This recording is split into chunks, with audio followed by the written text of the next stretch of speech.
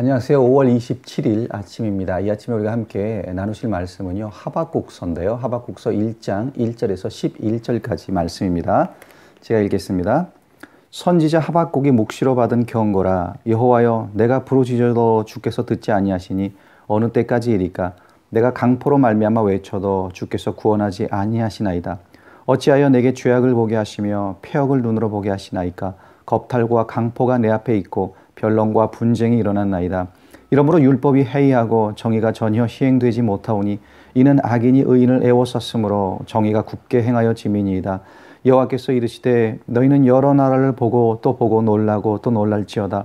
너희의 생전에 내가 한 가지 일을 행할 것이라. 누가 너희에게 말할지라도 너희가 믿지 아니하리라. 보라, 내가 사납고 성급한 백성 곧 땅이 넓은 곳으로 다니며 자기의 소유가 아닌 거처들을 점령하는 갈대아 사람을 일으켰나니 그들은 두렵고 무서우며 당당함과 위엄이 자기들에게서 나오며 그들의 군마는 표범보다 빠르고 저녁 이리보다 사나우며 그들의 마병은 먼 곳에서부터 빨리 달려오는 마병이라. 마치 먹이를 움키려 하는 독수리의 나름과 같으니라. 그들은 다 강포를 행하러 오는데 앞을 향하여 나아가며 사람을 잡아 모기를 모래같이 많이 할 것이요 왕들을 멸시하며 방백을 조소하며 모든 견고한 성들을 비웃고 흉벽을 쌓아 그것을 점령할 것이라. 그들은 자기들의 힘을 자기들의 신으로 삼는 자들이라. 이에 바람같이 급히 몰아 지나치게 행하여 범죄하리라. 아멘. 자, 하나님이 살아계신다면 세상에 어떻게 이런 일이 일어날 수 있단 말인가? 라고 혹시 여러분들 그런 질문을 해보신 적은 없으십니까? 이 세상을 바라볼 때요, 악행이 끊임없이 행해지고 있습니다. 의인들이 어려움을 당하며 정의가 사라지고 상식이 통하지 아니하는 그런 이해되지 않는 그런 상황들을 보게 됩니다. 그럴 때 많은 사람들이 이런 질문을 하게 되죠. 과연 하나님은 살아계신가? 자, 요즘 우리가 겪고 있는 이 코로나 사태를 바라볼 때 이 너무나 많은 고통을 온 세계가 지금 겪고 있습니다. 직접 이 병에 걸려 몸으로 고통을 받으시는 분들, 아니면 목숨을 잃으시는 분들, 그의 가족들, 뉴스에서는 그 통계가 숫자로 표현되지만요, 그 한 명 한 명의 감염자 또는 사망자 뒤에는 고통을 받는 한 가정이 있고 공동체가 있는 겁니다. 그뿐만이 아니죠. 이 얼어붙은 경제 활동 때문에 이 문 닫는 사업체들, 또 수많은 실직자들까지 온 사회가 고통으로 끙끙 앓고 있습니다. 그런 현실을 바라볼 때요, 예수를 믿지 않는 사람들은요, 하나님은 없다라고 너무 쉽게 결론을 내려버립니다. 그런데 예수를 믿지 않는 사람들만이 이 현실의 문제 속에서 하나님을 의심하는 것이 아니죠. 하나님을 믿는다고, 예수를 믿는다고 하는 우리들도요, 현실의 문제를 만날 때 하나님이 계시는가 하는 의심이 순간순간 들 때가 있다라는 겁니다. 자, 우리가 앞으로 한 5일 동안 묵상할 이 하박국서의 저자, 하박국 선지자는요, 자신의 민족 유다가 당할 심판과 고난을 바라보면서 자신에게 드는 그 의심과 질문들을 그냥 가지고 있을 수만은 없었습니다. 그래서 하나님께 나아가 묻습니다. 질문합니다. 자신이 이해할 수 없는 하나님이 일하시는 그 방법에 대해 어떻게 하나님의 백성으로 택함 받은 유다가 하나님을 부인하는 그 이방 민족들의 손에 의해 고난을 받을 수 있는지, 심판을 받을 수 있는지 이해가 되지 않는다는 겁니다. 그렇게 하나님께 자신의 의심과 질문을 서슴없이 하고 있음을 이 책에서 우리가 볼 수 있습니다. 자, 이 하박국서는요, 예수님이 태어나시기 약 600년 전에 기록된 책이에요. 예루살렘이 BC 586년경에 이 바벨론에 의해 함락되었으니까요, 지금 유다 백성들은 자신들의 멸망을 코앞에 두고 있는 그런 상황입니다. 그런 때였던 거예요. 자, 이제 본문으로 들어가 보겠습니다. 1절입니다.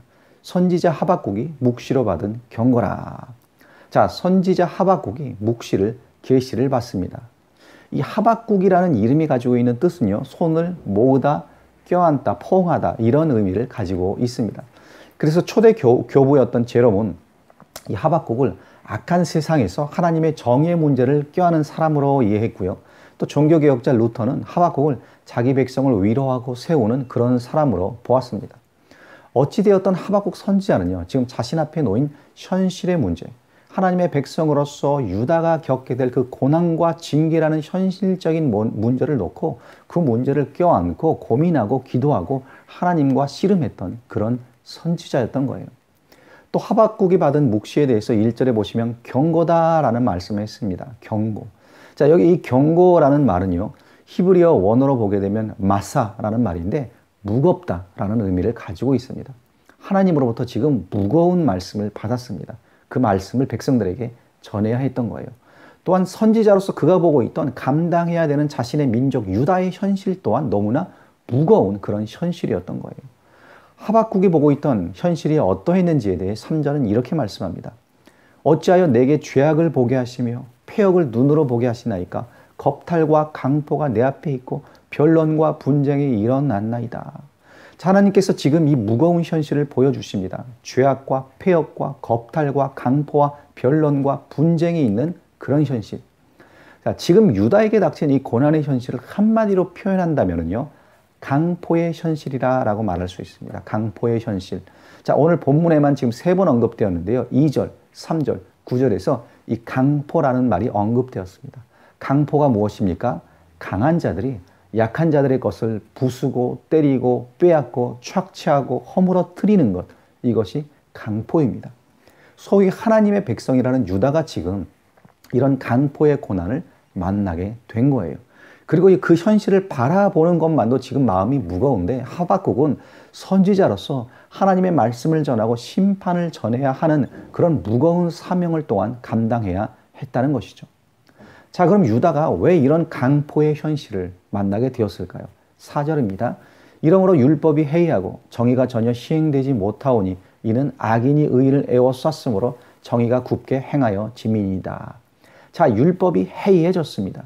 율법이 해이해졌다라는 말은요, 하나님의 말씀에 대해 무감각해지고 그 말씀을 피곤하게 생각하고 그 말씀에서 멀어졌다라는 것을 의미합니다. 자, 그렇게 하나님의 말씀에서 멀어진 결과가 무엇이에요? 정의가 전혀 시행되지 않습니다. 정의가 굽게 행해지고 악인이 의인을 에워쌌습니다. 자, 그 상황이 얼마나 심각한지요. 5절 끝부분에 보시면 누가 너에게 말할지라도 너희가 믿지 아니하리라 라고 하나님이 경고하세요. 하나님의 선지자들이 하나님의 말씀을 선포하고 경고의 말씀을 전해도 도무지 그들이 듣지 아니하고 믿지 않는다라는 겁니다. 그 정도로 율법의 말씀이 그들 가운데 지금 해이해진 것입니다. 그래서 결과적으로 하나님께서 징계의 도구를 일으키시죠. 6절을 보시면 보라, 내가 사납고 성급한 백성 곧 땅이 넓은 곳으로 다니며 자기의 소유가 아닌 거처들을 점령하는 갈대아 사람들을 일으켰나니. 자, 하나님께서 갈대아 사람들을 일으키십니다.